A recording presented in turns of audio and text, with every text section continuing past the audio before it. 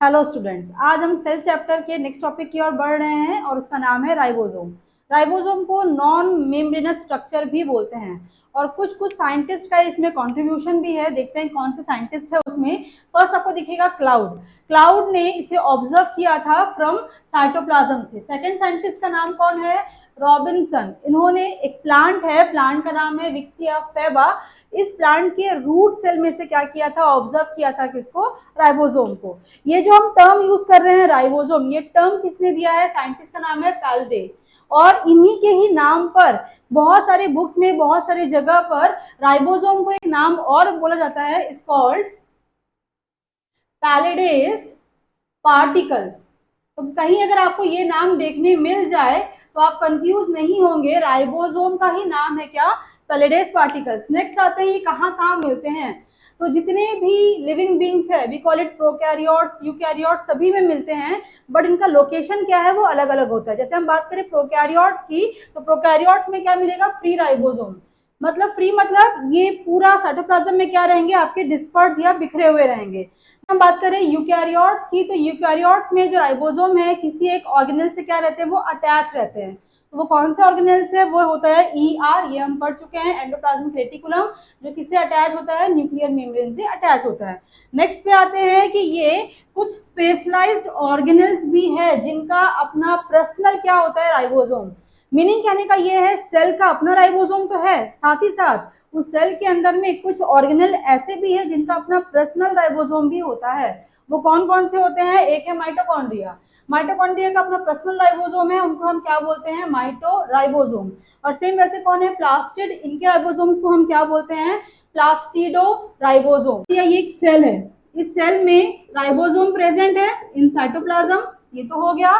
साथ ही साथ मान लिया ये एक माइटोकॉन्ड्रिया है, हमने मान लिया अभी, तो इस माइटोकॉन्ड्रिया का अपना पर्सनल राइबोसोम भी है और उसका नाम क्या है? माइटोराइबोसोम। वैसे हमने मान लिया ये एक प्लास्टिड है, तो इस प्लास्टिड का अपना एक पर्सनल राइबोसोम भी है, वो कौन है? प्लास्टिडोराइबोसोम। और फिर सेल का अपना भी क्या है? राइबोसोम है। इस तरीके से डिस्पर्स होते हैं कौन? सारे राइबोसोम। राइबोसोम के टू टाइप्स होते हैं, some are 70S and some are 80S। 70S जो है इसमें दो पार्ट्स होती है, एक होता है 30 और एक क्या होता है? 50। 80 की बात करें तो इसमें क्या होता है? 40 और क्या होता है? 60। ये 40, 60, 30, 50 क्या है? जो हाई वाला है, 70 में हाई कौन है? 50। मतलब 50 वाला क्या है? लार्ज सब यूनिट। और इसमें ये 30 वाला क्या है? कम वाला है, मतलब ये कौन सा है? स्मॉल सब यूनिट।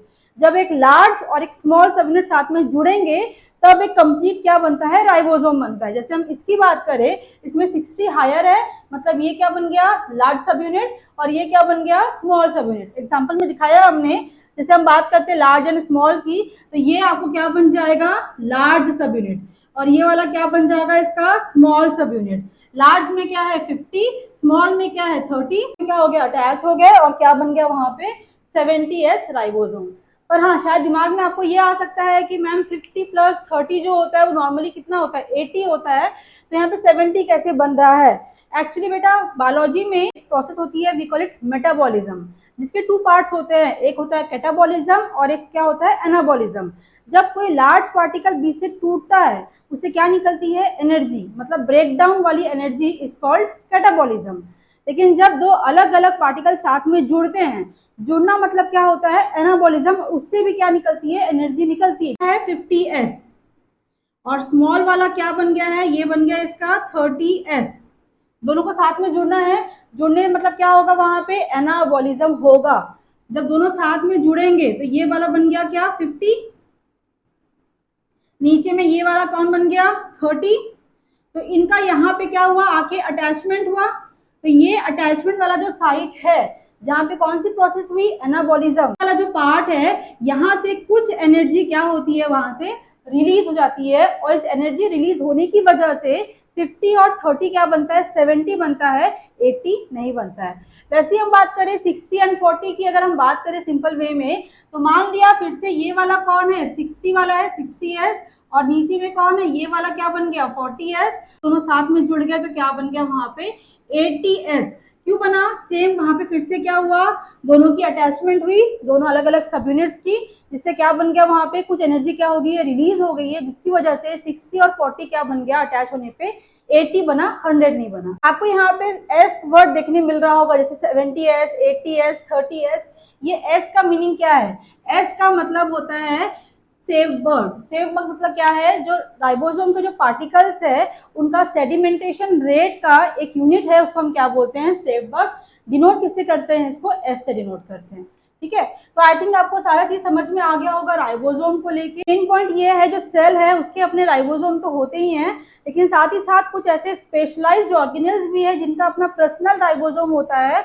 वो कौन कौन से है? एक है माइटोकॉन्ड्रिया और एक कौन है? प्लास्टिड। ये सेल्फ ऑटोनॉमस होते हैं, ये अपना काम भी करते हैं और सेल के अंडर में भी काम करते हैं। ठीक है, अगर फिर भी कोई डाउट अगर आपको रहता है तो आप आके हमें कमेंट बॉक्स में पूछ सकते हैं। तब तक बने रहिए हमारे साथ में। Thank you.